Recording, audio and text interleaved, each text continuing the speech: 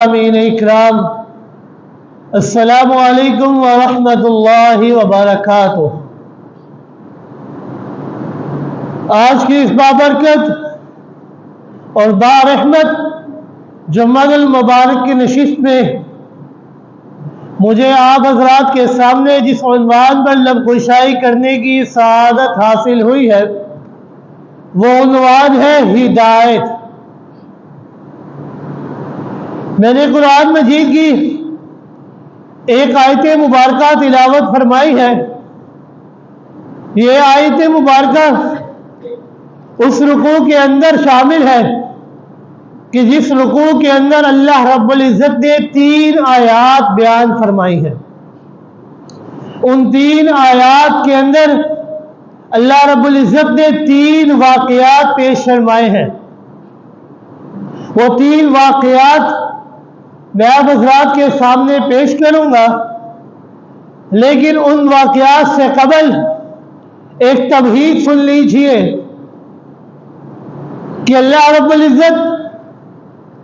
ہدایت اس بندے کو عطا فرماتے ہیں کہ جس بندے کے دل کے اندر ضد نہ ہو،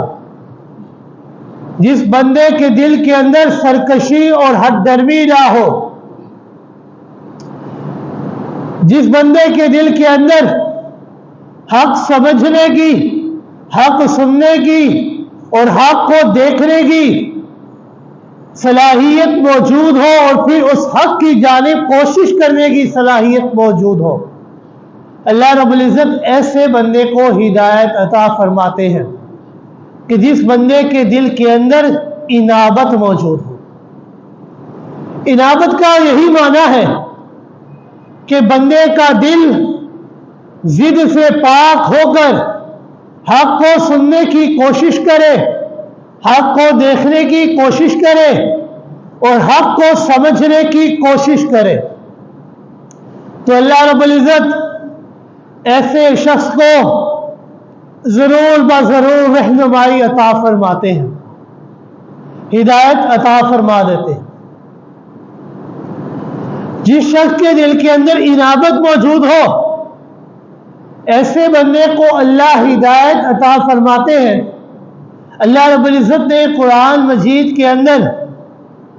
کئی مواقع ایسے پیش فرمائے کہ جہاں پر اللہ رب العزت نے انسان کو صاف صاف بتا دیا کہ جس شخص کے دل کے اندر انابت موجود ہوگی میں اللہ اسے ہی ہدایت عطا فرماؤں گا۔ اللہ رب العزت نے قرآن مجید کے اندر ارشاد فرمایا، ان فی ذلک لذکری لمن کان لہ قلب او القی السمع وہو شہید، کہ بے شک یہ قرآن یہ نصیحت ہی نصیحت ہے، یہ قرآن یہ نصیحت سے بھرپور کتاب ہے جو اللہ رب العزت نے انسان کو عطا فرمائی ہے۔ لذکری لمن کان لہ قلب، یہ نصیحت کن کے لیے ہے؟ یہ نصیحت ان لوگوں کے لیے ہے جن کے دل کے اندر ضد نہ ہو۔ لمن کان لہ قلب، جن کے دل اللہ کی اس لاریب اور بے عیب کتاب قرآن کی طرف متوجہ ہو۔ اول السمع، یا کم سے کم اپنے کانوں کو تو اس کتاب کی طرف لگا دیتے ہیں، اس قرآن کو سنا کرتے ہیں۔ وہو شہید، اور اپنے دل کے اندر اس قرآن کے بتائے ہوئے احکامات کے اوپر عمل کیا کرتے ہیں۔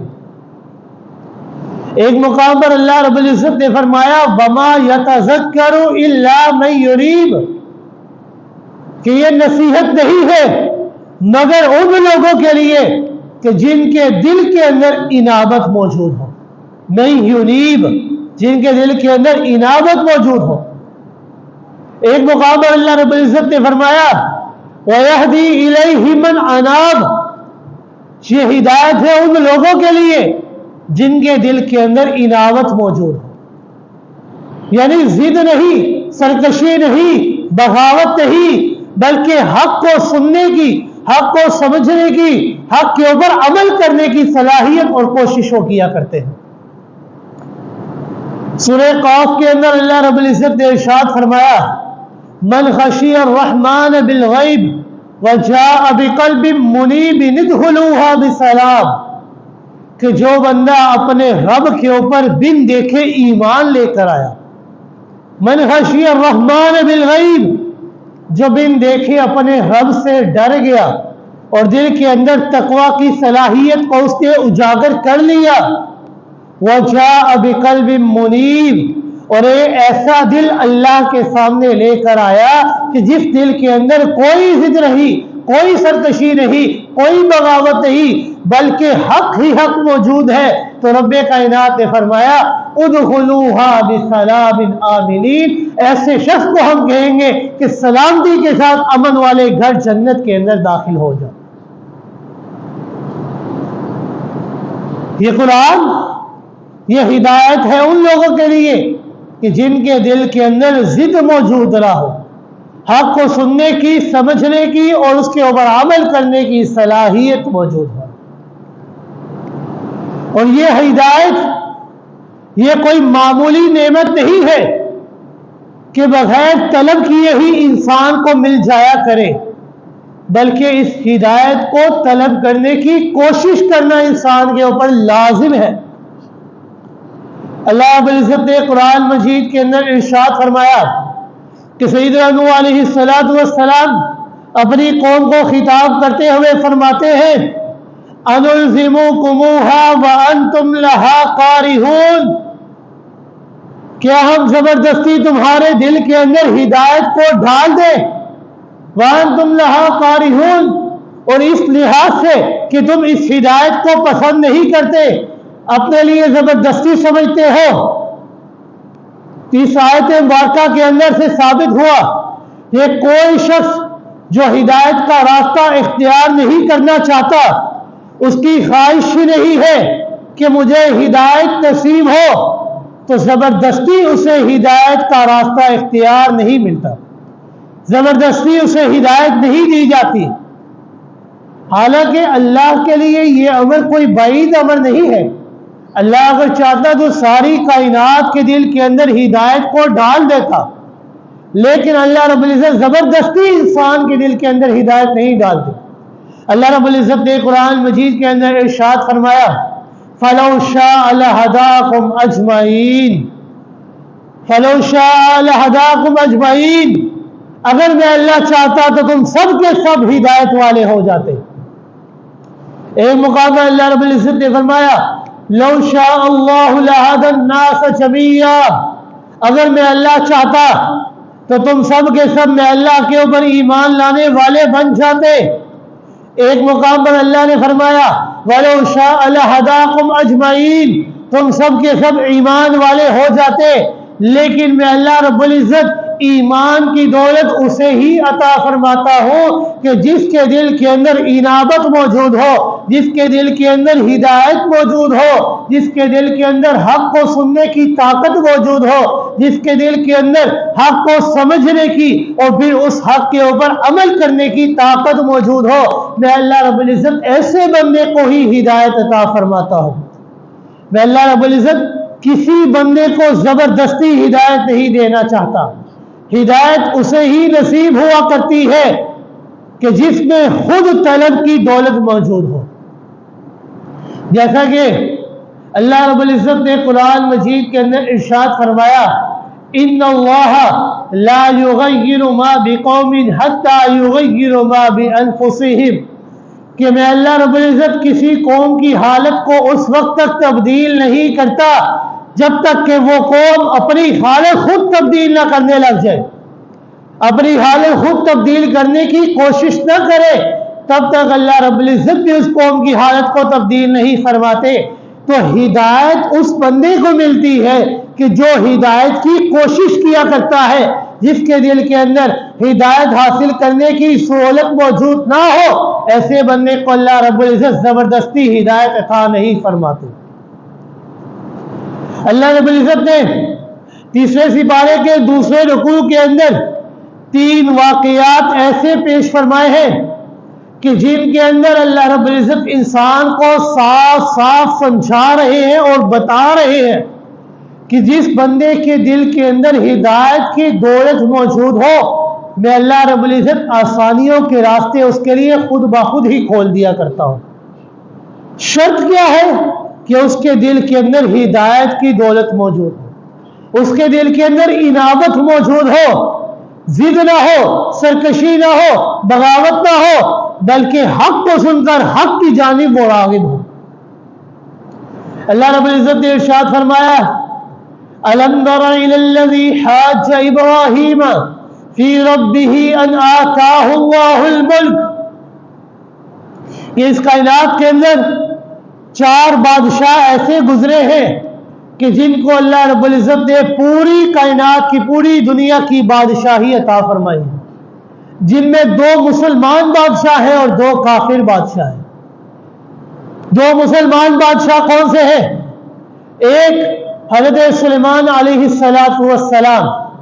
اور دوسرے حضرت ذوالقرنین علیہ السلام، اور 2 کافر بادشاہ ہیں۔ ایک کا نام نمرود ہے کہ جس نے حضرت ابراہیم خلیل اللہ علیہ السلام سے ٹکر لی تھی، اور دوسرا ہے بخت النصر جس نے بیت المقدس کے اوپر حملہ کر کے اس کو تخت و تاراج کر دیا تھا۔ اب ایک عالمی حکمران کا تذکرہ سنیے کہ اللہ رب العزت نے قرآن مجید کے اندر ارشاد فرمایا ہے أَلَمْ تَرَ إِلَى الَّذِي حَاجَّ إِبْرَاهِيمَ فِي رَبِّهِ أَنْ آتَاهُ اللَّهُ الْمُلْكَ إِذْ قَالَ إِبْرَاهِيمُ رَبِّيَ الَّذِي يُحْيِي وَيُمِيتُ۔ کہ اے مخاطب، کیا تو نے غور نہیں کیا اس بندے کی طرف کہ جس نے حضرت ابراہیم خلیل اللہ علیہ السلام سے جھگڑا کیا تھا؟ کس بارے میں جھگڑا کیا تھا؟ اللہ کے رب ہونے کے بارے میں جھگڑا کیا تھا۔ أَلَمْ تَرَ إِلَى الَّذِي حَاجَّ إِبْرَاهِيمَ فِي رَبِّهِ، جس نے اللہ کے رب ہونے کے بارے میں جھگڑا کیا حضرت ابراہیم خلیل اللہ علیہ السلام سے۔ أَنْ آتَاهُ اللَّهُ الْمُلْكَ، کس وجہ سے، کیوں جھگڑا کیا تھا؟ کہ اللہ رب العزت نے اس کو دنیا کی بادشاہت عطا فرمائی تھی۔ نمرود کو اللہ رب العزت نے دنیا کی بادشاہت عطا فرمائی تھی۔ اور یہ بات بھی یاد رکھیے گا، دنیاوی اقتدار، دنیاوی مال و دولت، دنیاوی شان و شوکت سے بڑے بڑوں کے دماغ خراب ہو جایا کرتے ہیں۔ اس کو دنیا کی بادشاہی اللہ نے عطا فرمائی تھی، وہ بھی اس تکبر کے اندر مبتلا ہو گیا تھا کہ کائنات میں میرے جیسا کوئی بھی اقتدار والا نہیں ہے، کائنات میں میرے جیسا شان و شوکت والا کوئی نہیں ہے، کائنات میں میرے جیسا مال و دولت کرنے ہونے والا کوئی نہیں ہے۔ غرور میں آ کر اس نے اللہ کی صفات کے اندر ہاتھ ڈالنے کی کوشش کی اور کہا ان آتاہ اللہ الملک، کہ میں بادشاہ ہوں، میں رب ہوں۔ اس نے ربوبیت کا دعویٰ کیا۔ رب العالمین نے منظر یوں بیان فرمایا اذ قال ابراہیم ربی الذی یحیی ویمیت،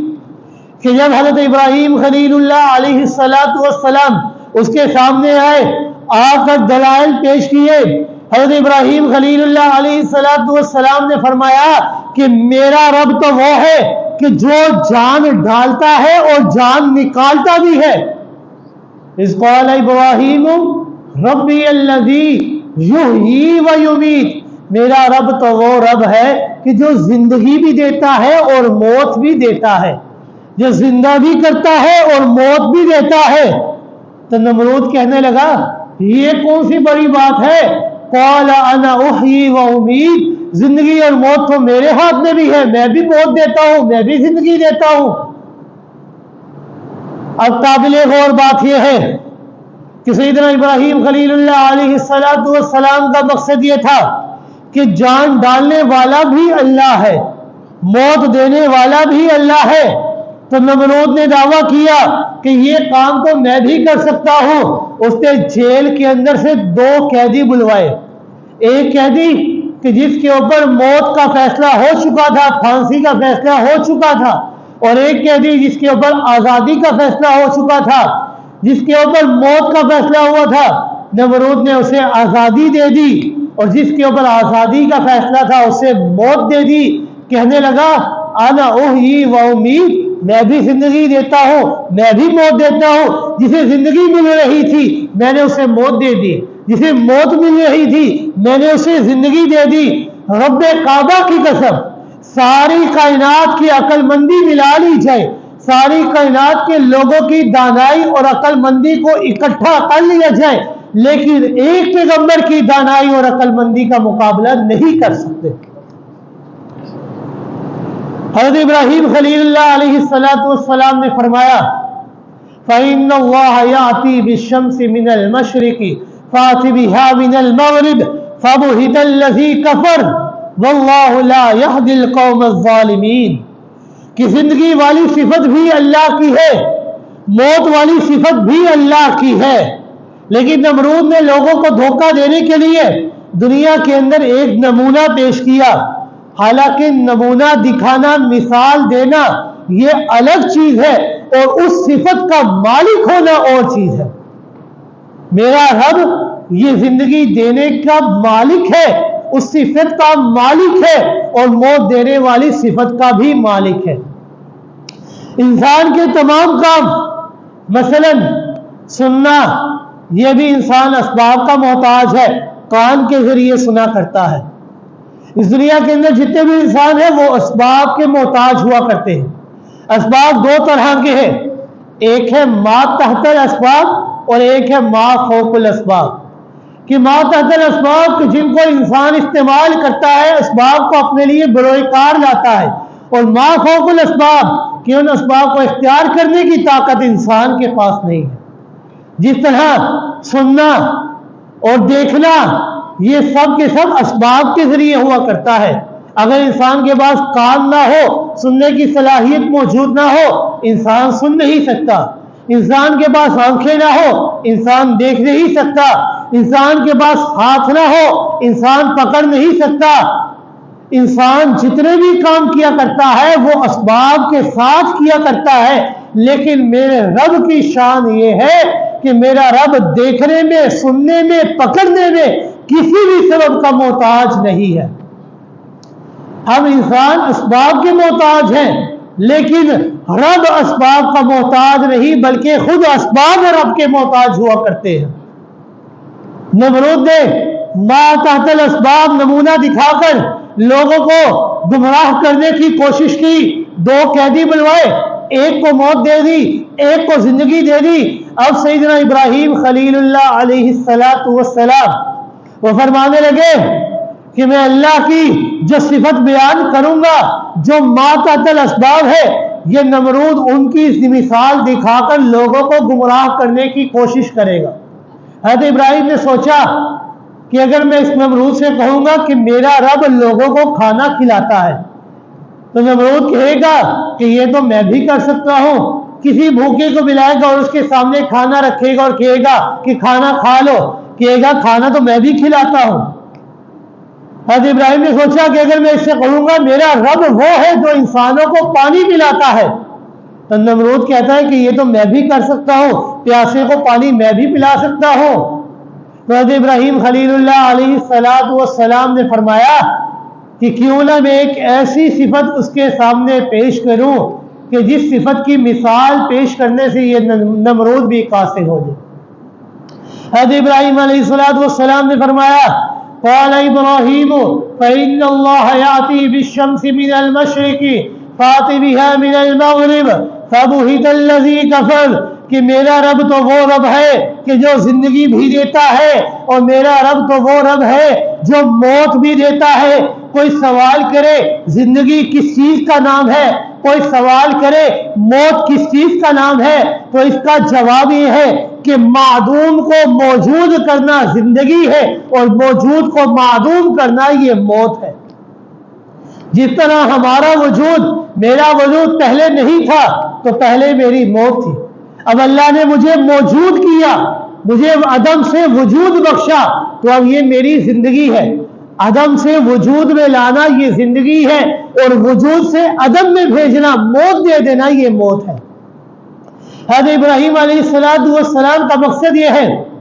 کہ معدوم کو موجود کرنے والا اکیلا اللہ ہے، اور موجود کو معدوم کرنے والا اکیلا اللہ ہے۔ نمرود کہنے لگا یہ کام تو میں بھی کر سکتا ہوں۔ اسے 2 قیدی بلوائے، ایک کو موت دے دی، ایک کو زندگی دے دی۔ حضرت ابراہیم علیہ السلام سمجھ گئے کہ یہ نمرود اب لوگوں کو دھوکہ دینے کی کوشش میں ہے، لہذا حضرت ابراہیم علیہ السلام نے ایک ایسی دلیل پیش کی کہ جس دلیل کی مثال پیش کرنے سے ساری کائنات تو کیا نمرود بھی کافر تھا۔ حضرت ابراہیم علیہ السلام نے فرمایا فَأْتِ بِهَا مِنَ الْمَشْرِقِ فَبُهِتَ الَّذِي كَفَرَ کہ اے نمرود میرا رب تو وہ رب ہے کہ جو معدوم سے وجود تو دور کرنا مشکل ہے، معدوم سے وجود کرنا یہ مشکل ہے، موجود کو معدوم کرنا مشکل ہے، اس لیے میں ابراہیم تجھے ایک آسان کام کہتا ہوں فَإِنَّ اللَّهَ يَأْتِي بِالشَّمْسِ مِنَ الْمَشْرِقِ فَأْتِ بِهَا مِنَ الْمَغْرِبِ کہ یہ جو سورج تیرے سامنے موجود ہے تو موجود کو معدوم نہ کر، معدوم کو موجود نہ کر، بلکہ یہ جو سورج تیرے سامنے موجود ہے اس سورج کو میرے رب نے مشرق سے طلوع کیا اور مغرب میں غروب کیا ہے۔ اگر تو واقعی ربوبیت کا دعوے دار ہے، تیرے پاس اتنی طاقت ہے کہ تو رب ہے، تیرے پاس بادشاہی ہے، تو اس سورج کو مغرب سے طلوع کر اور مشرق میں غروب کر کے دکھا دے۔ فَأْتِ بِهَا مِنَ الْمَشْرِقِ فَبُهِتَ الَّذِي كَفَرَ تو اللہ رب العزت نے فرمایا فَبُهِتَ الَّذِي كَفَرَ کہ اب وہ نمرود ہفتہ وقتہ ہو کر رہ گیا، اس کے بعد کوئی مثال موجود نہ تھی، کیونکہ وہ کوئی بادشاہ نہیں، کوئی طاقت نہیں اس کے پاس، اب وہ اس کی مثال پیش کرنے سے قاصر تھا۔ پہلے مثال اس نے پیش کی وہ اسباب کے اندر آ جایا کرتی تھی، لیکن سورج کو مشرق سے طلوع کرنا اور مغرب میں غروب کرنا، اور مغرب سے طلوع کرنا یا مشرق میں غروب کرنا یہ میرے رب کی شان ہے اور کسی کی نہیں۔ یہ رب کے پاس طاقت ہے اس کی کہ میرا رب مشرق سے سورج کو طلوع کرتا ہے اور مغرب میں غروب کرتا ہے، اور رب کائنات ہی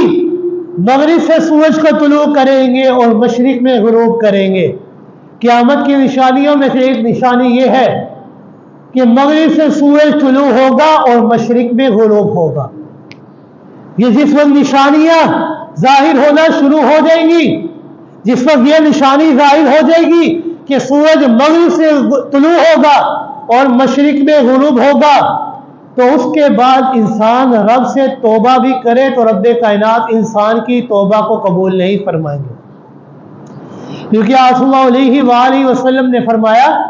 ان اللہ یقبل توبۃ العبد قبل طلوع الشمس من مغربها کہ اللہ رب العزت انسان کی توبہ کو اس وقت تک قبول فرماتے رہیں گے کہ جب تک سورج مغرب سے طلوع نہیں ہوتا، کیونکہ سورج جس دن مغرب سے طلوع ہوگا یہ قیامت کی نشانیوں میں سے ایک نشانی ہے، اور جب اس کا اظہار ہو گیا انسان رب سے توبہ بھی کرے رب کائنات انسان کی توبہ کو قبول نہیں فرمائیں گے۔ ابھی انسان کے پاس وقت موجود ہے، انسان کے پاس زندگی موجود ہے، اس دنیا کے اندر انسان سے خطائیں ہو جایا کرتی ہیں، انسان سے غلطیاں ہو جایا کرتی ہیں، کیونکہ انسان یہ خطاؤں کا پتلا ہے، انسان سے غلطیاں ہو جاتی ہیں، غلطیوں سے پاک، کیونکہ گناہوں سے پاک صرف فرشتے ہیں، وہ شیطان یہ گناہ کیا کرتے ہیں، اور انسان جو ہے وہ گناہ بھی کیا کرتے ہیں اور اللہ سے توبہ بھی کیا کرتے ہیں۔ اور آپ صلی اللہ علیہ وآلہ وسلم نے فرمایا کل بنی آدم خطاؤن وغیر الخطائین التوابون ہر بنی آدم خطا کار ہے، لیکن بہترین خطا کار وہ ہے جو اللہ سے بار بار توبہ کرنے والا۔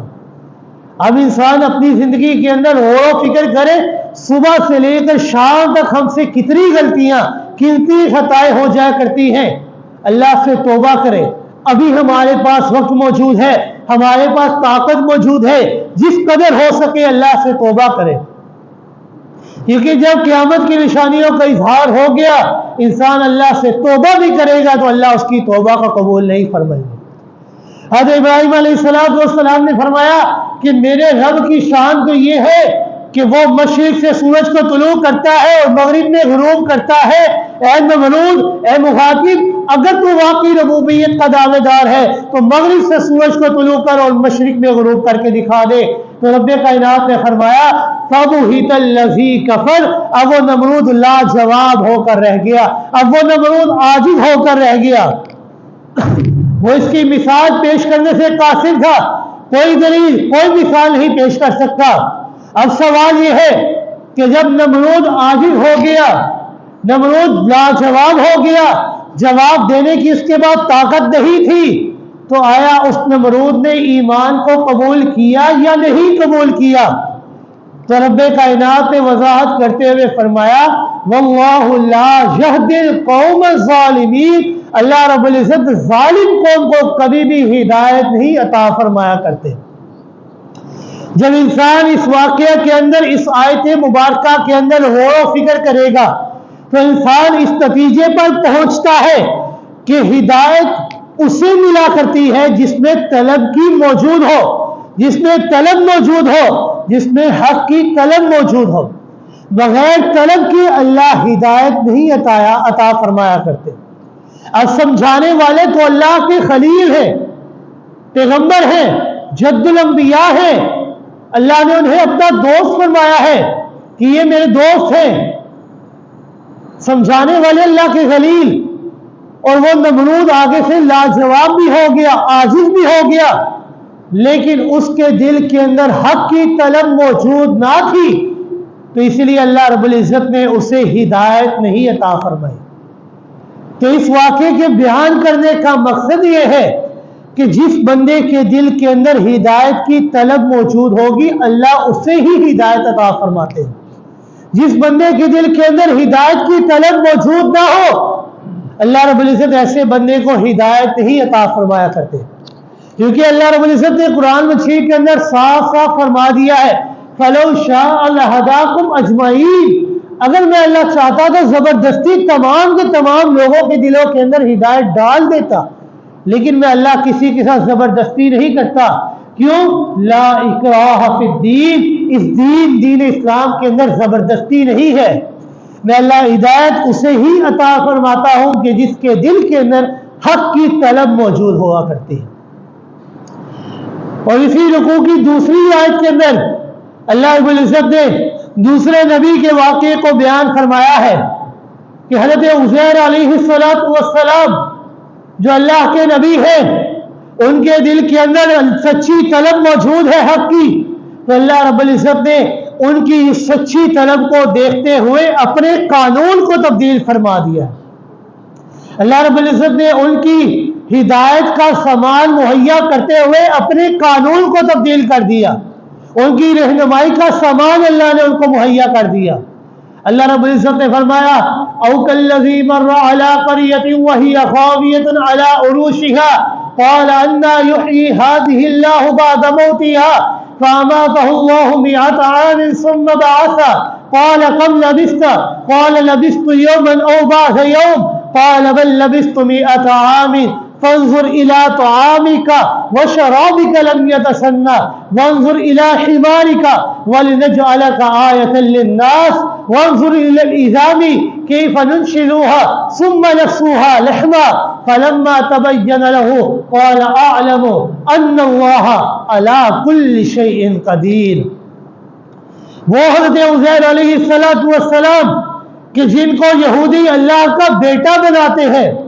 جن کو یہودی کہتے ہیں کہ حضرت عزیر علیہ السلام یہ اللہ کے بیٹے ہیں،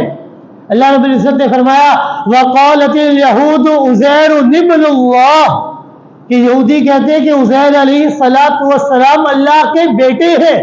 لیکن میرے رب کی شان یہ ہے لم یلد ولم یولد، کہ نہ ہی اس نے کسی کو پیدا فرمایا ہے اور نہ ہی وہ کسی سے پیدا کیا گیا ہے، نہ ہی اس کا کوئی بیٹا ہے اور نہ ہی اس کا کوئی ماں باپ ہے۔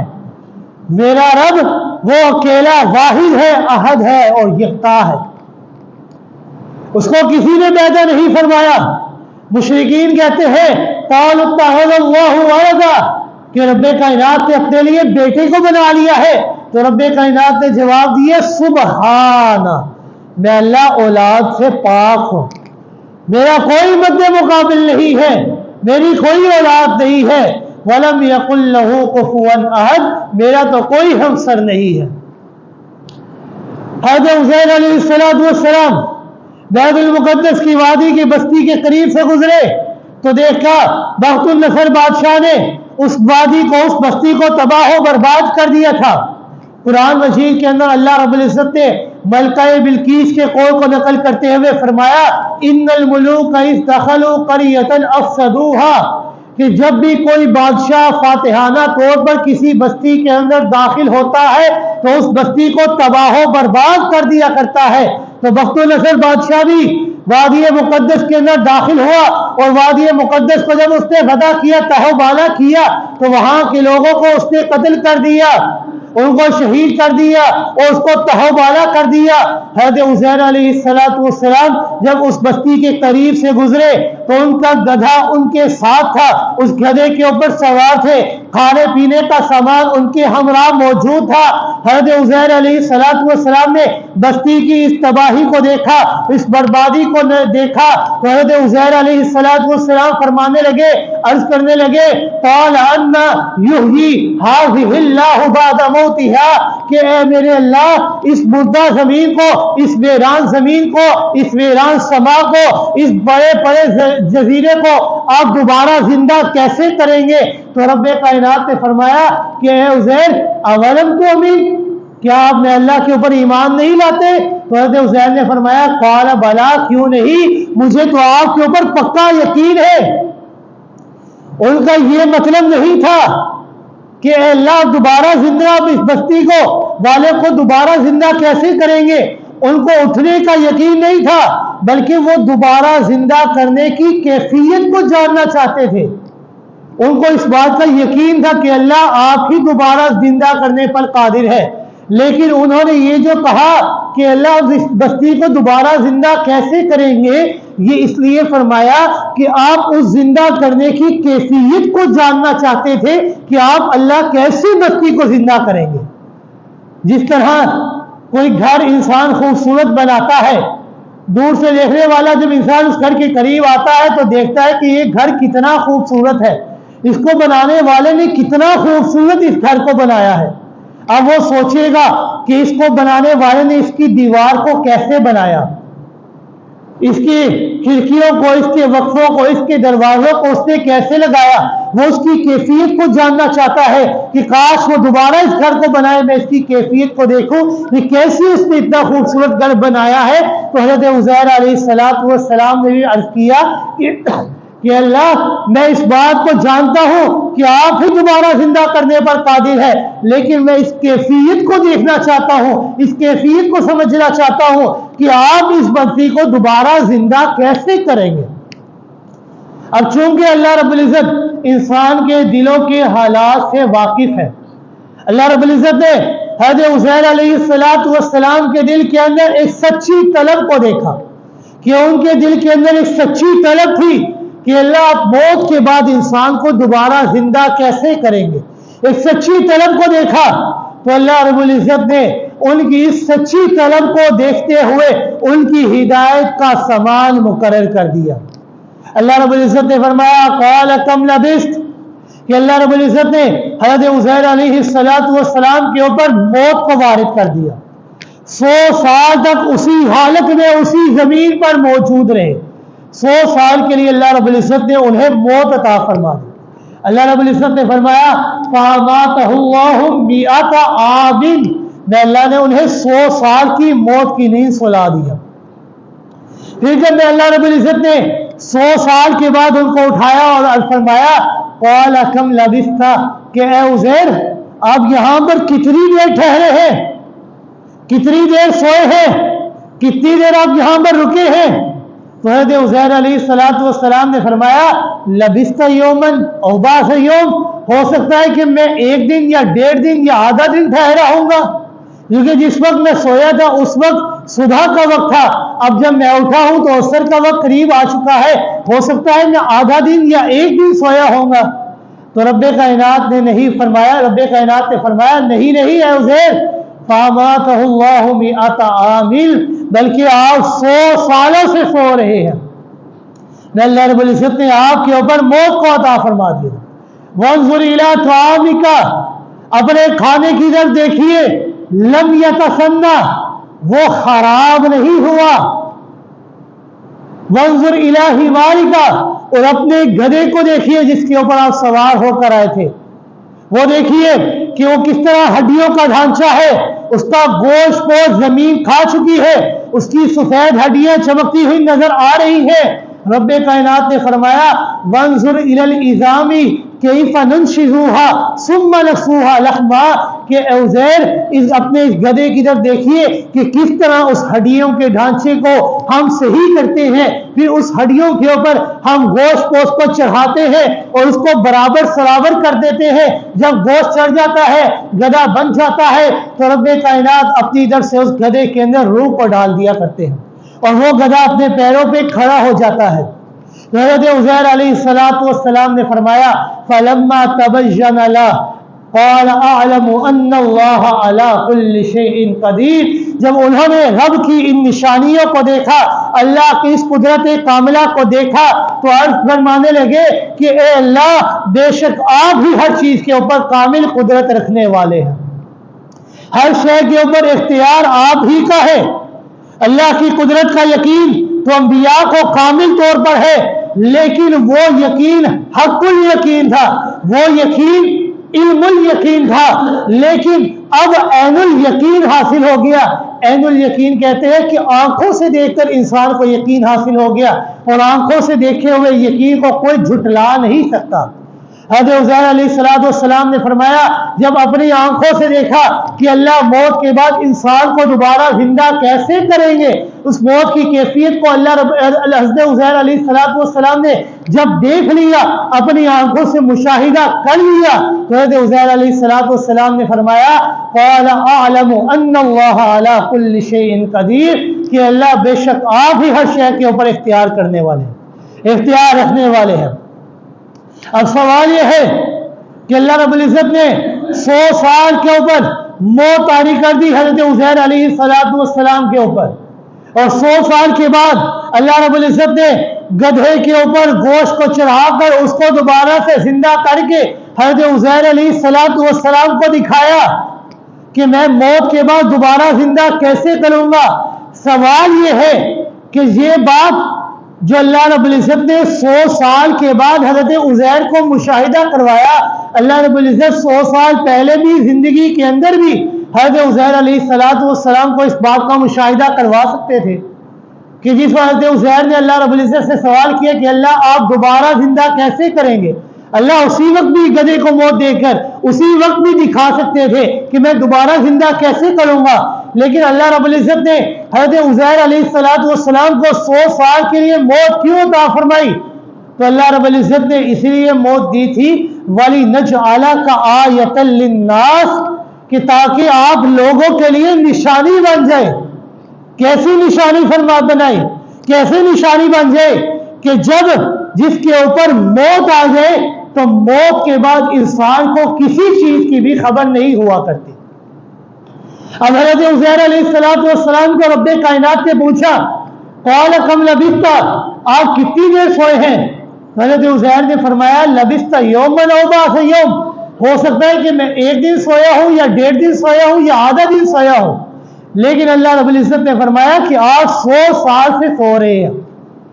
اللہ رب العزت نے حضرت عزیر کو 100 سال کے لیے موت اس لیے عطا فرمائی وَلِنَجْعَلَكَ آیَةً لِلنَّاسِ، کہ تاکہ آپ لوگوں کے لیے نشانی بن جائے کہ جس طرح موت کے بعد کسی نبی کو معلوم نہیں ہے کہ موت کے دوران انسان کے اوپر کیسے کیسے حالات آ رہے ہیں، کیسے دن آ رہا ہے، کیسے رات آ رہی ہے، کیسے سورج طلوع ہو رہا ہے، کیسے غروب ہو رہا ہے، رات دن کے حالات آ رہے ہیں، انسان کو اس بات کا علم نہیں ہے، تو موت جب انسان کے اوپر آ جاتی ہے تو کسی بندے کو معلوم نہیں کہ باہر دنیا میں انسان کے ساتھ کیا ہو رہا ہے۔ اس سے معلوم ہوتا ہے کہ پیغمبر بھی دنیا میں ہونے والے تمام انقلابات سے بے خبر تھے۔ 100 سال کے طویل عرصے میں دن رات کے بارے میں ان کو علم نہیں، ان کو بارش کے آنے جانے کے بارے میں علم نہیں، ان کو موسم خزاں موسم بہار کا علم نہیں ہے، اسی لیے اللہ رب العزت نے فرمایا قُلْ لَا يَعْلَمُ مَنْ فِي السَّمَاوَاتِ وَالْأَرْضِ الْغَيْبَ إِلَّا اللَّهُ وَمَا يَشْعُرُونَ أَيَّانَ يُبْعَثُونَ کہ اے میرے محبوب پاک پیغمبر صلی اللہ علیہ وآلہ وسلم آپ لوگوں کو صاف صاف بتا دیں کہ غیب کا علم اگر کسی کے پاس ہے تو وہ صرف اور صرف رب کے پاس ہے اور کسی کے پاس نہیں ہے، اور جن کو تم اللہ کے علاوہ پکارتے ہو وَمَا يَشْعُرُونَ أَيَّانَ يُبْعَثُونَ انہیں تو اس بات کا علم نہیں ہے کہ جب موت ان کے اوپر آئی ہے تو موت کے بعد انہوں نے دوبارہ کب اٹھنا ہے، انہیں تو اس بارے میں بھی علم نہیں ہے، اور تم اللہ کو چھوڑ کر ان کو پکار رہے ہو۔ رب کائنات نے فرمایا وَمَنْ أَضَلُّ مِمَّنْ يَدْعُو مِنْ دُونِ اللَّهِ مَنْ لَا يَسْتَجِيبُ لَهُ إِلَى يَوْمِ الْقِيَامَةِ وَهُمْ عَنْ دُعَائِهِمْ غَافِلُونَ کہ ان سے بڑھ کر گمراہ اور کوئی نہیں ہے جو میں اللہ کو چھوڑ کر لوگ غیروں کو پکارتے ہیں، جنہیں تو اس بات کا علم نہیں ہے کہ ان کے اوپر جب موت آ گئی ہے انہوں نے قیامت کے لیے دوبارہ کب اٹھائے جانا ہے، اور اگر تم ان کو بار بار پکارتے بھی رہو وَهُمْ عَنْ دُعَائِهِمْ غَافِلُونَ وہ تمہاری ہر قسم کی پکار سے غافل ہے۔ اللہ رب العزت نے حضرت عزیر علیہ السلام کو 100 سال کے لیے موت اس لیے عطا فرمائی وَلِنَجْعَلَكَ آیَةً لِلنَّاسِ تاکہ آپ لوگوں کے لیے نشانی بن جائے کہ ولی دور کی بات، غوث اعظم دور کی بات، نبی بھی ہو، نبی کے اوپر بھی موت آ جائے تو نبی کو بھی باہر دنیا کی کوئی خبر نہیں ہے۔ لہذا ان اللہ علی کل شیء قدیر ہر شے کے اوپر اگر اختیار ہے تو صرف اور صرف اللہ کا ہے اور کسی کا نہیں ہے۔ اس آیت مبارکہ کے اندر بھی اللہ رب العزت نے حضرت عزیر علیہ السلام کے دل کے اندر سچی طلب کو دیکھا کہ اللہ موت کے بعد دوبارہ زندگی کی کیفیت کیسے ہوگی، اللہ نے سچی طلب کو دیکھا تو اللہ رب العزت نے ان کی ہدایت کا سامان اور آسمان مقرر کر دیا۔ تو جس شخص کے دل کے اندر سچی طلب موجود ہوگی اللہ رب العزت اس کے لیے اس ہدایت کا سامان بھی خود بخود مقرر کر دیتے ہیں۔ اور تیسری آیت کے اندر اللہ رب العزت نے حضرت ابراہیم خلیل اللہ علیہ السلام کا واقعہ نقل فرمایا۔ اللہ رب العزت نے فرمایا وَإِذْ قَالَ إِبْرَاهِيمُ رَبِّيَ الَّذِي يُحْيِي وَيُمِيتُ کہ اللہ رب العزت آپ زندگی کو، زندہ کو موت دیتے ہیں، موت کو زندگی دیتے ہیں، لیکن آپ موت کو زندہ کیسے کریں گے، موت کے بعد زندگی کی کیفیت کیسے ہوگی؟ رب کائنات نے فرمایا اولم تؤمن کہ ابراہیم کیا آپ ایمان نہیں لے کر آتے، کیا آپ کو یقین نہیں ہے؟ حضرت ابراہیم نے فرمایا قال بلا ولکن لیطمئن قلبی کہ اللہ مجھے یقین ہے، صرف یقین ہے نہیں بلکہ کامل یقین ہے، میں اپنے دل کی تسلی کے لیے صرف آپ سے فرما رہا ہوں۔ رب کائنات نے فرمایا فَخُذْ أَرْبَعَةً مِّنَ الطَّيْرِ حضرت ابراہیم کے دل کے اندر سچی طلب موجود تھی